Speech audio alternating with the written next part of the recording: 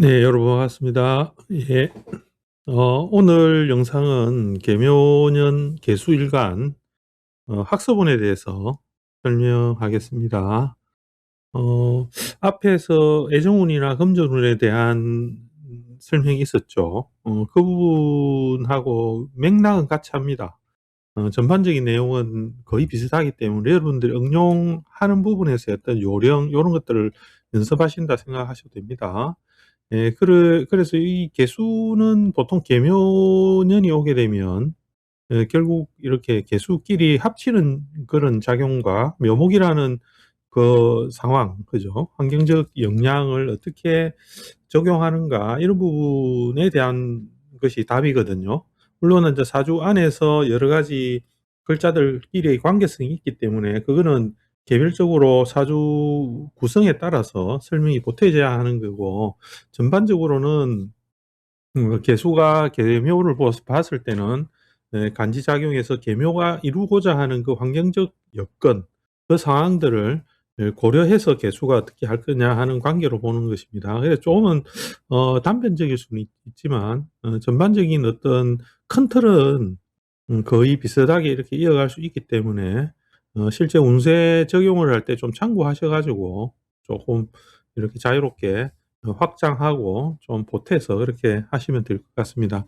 네, 그러면 오늘은 어쨌든 학습운을 하는 것이니까 학습운을 공부하고 또 운세풀이를 할 때 좀 유념해서 봐야 되는 게, 개수라는 것은 이 계묘가 오게 되면 이 개수가 가지는 임수에서 연결된 이 관계성에 대한 것을 우선 고려하는 것, 그게 제일 중요하다고 말씀을 드렸고, 그다음에 이 묘가 가지는 환경적 요인이죠. 환경적 요인이 해당하는 이것이 어떤 작용을 일으킬까 하는 게 중요합니다. 그래서 개수가 이렇게 개수를 만난다고 이렇게 하는 과정에서, 그리고 공부라는 학습운이라 하는 것은 그 전반적으로는 인성에 관한 부분이 되기도 하죠. 근데 반드시 공부라는 게 인성만 가지고 하는 건 아닙니다. 뭐 식상이라든지 기타 등등의 또 재성이나 이런 것들도 공부를 하는 데서 영향을 많이 미치거든요. 이제 그런 부분이나 이거를 다 고려를 하긴 해야 되지만, 간단하게 이런 부분을 보면 전반적으로 한 단으로 대략 요약을 하게 되면 응용이나 실천으로 봐야 되겠죠. 응용 실천하는 부분으로 공부 학습원을 열어갈 겁니다.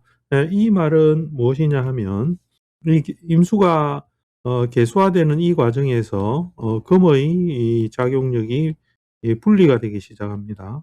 이 분리되기 시작하면, 개수라는 것은 이 개수가 금을 분리하고 나서 생겼던 작용력의 모양에서 일간이 개수가 합을 하는 모양으로 서로 간의 관계에서는 결합하는 모양이 됩니다.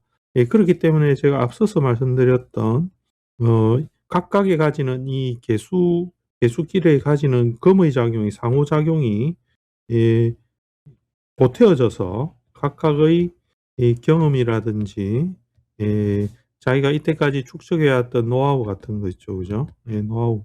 또 공부 같으면 보통의 학습법이라 하면 되겠죠. 학습법.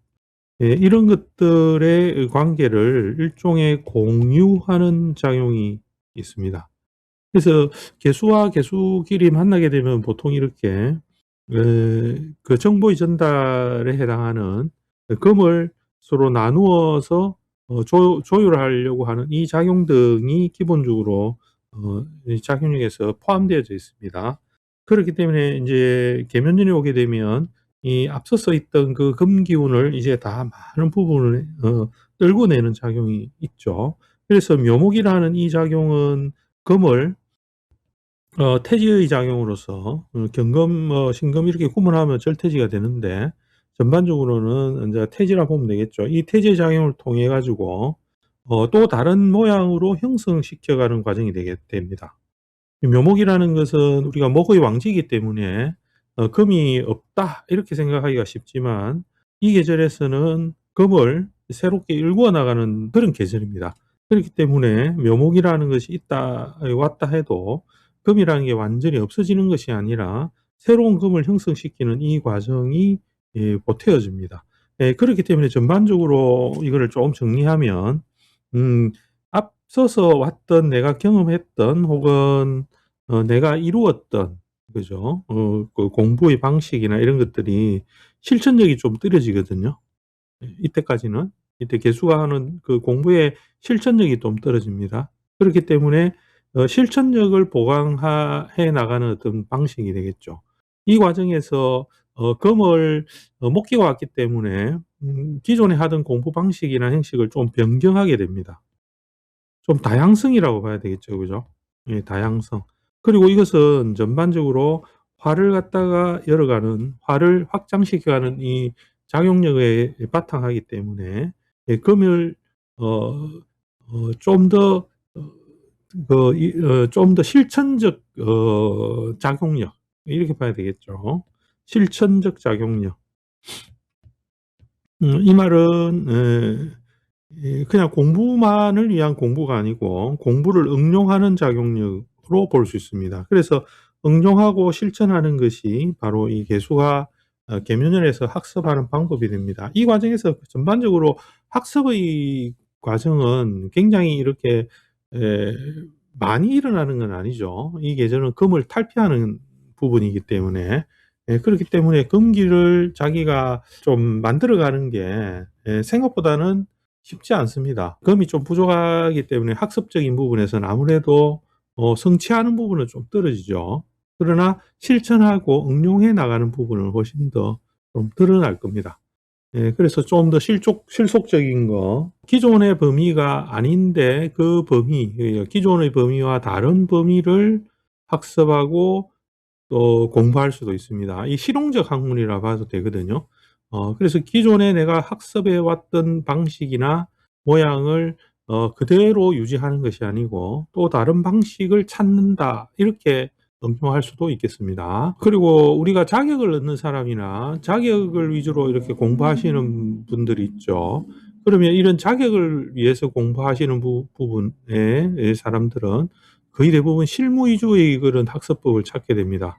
응용보다는 실무 위주의 학습법을 찾게 되고 일반적으로 공부하는 학생들 같은 경우에는 어, 그 기존에 공부하던 방식을 좀 버려서 조금 더 현실적으로 성적을 올릴 수 있는 과목이 있나 없나를 찾게 됩니다. 네, 현실에 기반한 공부겠죠. 이런 식의 그 작용력을 펼치는 것도 계면연의 개수가 가지는 그 작용력이라고 볼 수 있습니다. 대략 그 응용을 하는 데 있어서는 상당히 요령이 많이 발생한다는 것도 뜻하기 때문에 많은 새로운 방법을 찾게 됩니다. 이 과정에서 지속력이 다소 떨어져서 학습법에서 다양함을 찾다 보면 지속력이 좀 떨어지거든요. 그래서 공부의 지구력 이런 것들이 좀 떨어질 수 있으니까 학습하시는 분들은 이 계면연의 개수들은 좀 지속력, 지구력 이런 것을 가지고 공부해야 소기의 목적을 달성할 수 있는 그런 운이라고 볼 수 있겠습니다. 예, 그렇기 때문에 대략 그 새로운 것을 이루어 나가는 계절의 글자들이 왔기 때문에 좀 더 효과적인 공부를 하려면 방법은 예전에 그 공부하던 거 있죠. 예전부터 계속 해왔던 예전 공부하던 것 이것을 다시 전반적인 복습 학습을 통해 가지고 한번 전반적으로 그 과정을 공부하는 것이 필요합니다. 왜냐하면 이 계면연에 오게 되면 예전에 학습했던 것들의 그 작용력이 굉장히 감소해 버리기 때문에 내가 공부했던 것도 응용을 잘 못할 수 있습니다. 그래서 좀 더 지난 공부했던 것들을 필요 없다 생각하는 것들도 전반적인 부분을 다 훑고서 지나가는 것을 추천드립니다. 그렇게 하면 아무래도 앞으로 내가 어떤 게 해 나갈 때도 훨씬 더 그 밑바탕이 되어서 공부가 좀 더 응용이 좀 더 되고 새로운 걸 하더라도 바탕이 됩니다. 그래서 특히 이렇게 일반적으로 고등학생이나 이런 식으로 그 일반적인 그냥 학습 공부를 하시는 분들은 좀 그런 식으로 공부를 하는 것을 추천드리겠습니다. 그다음에 이제 계면연이 오게 되면 아무래도 이 교우 관계가 발생하겠죠. 계수끼리 만난다 하는 것은 교우 관계가 발생합니다.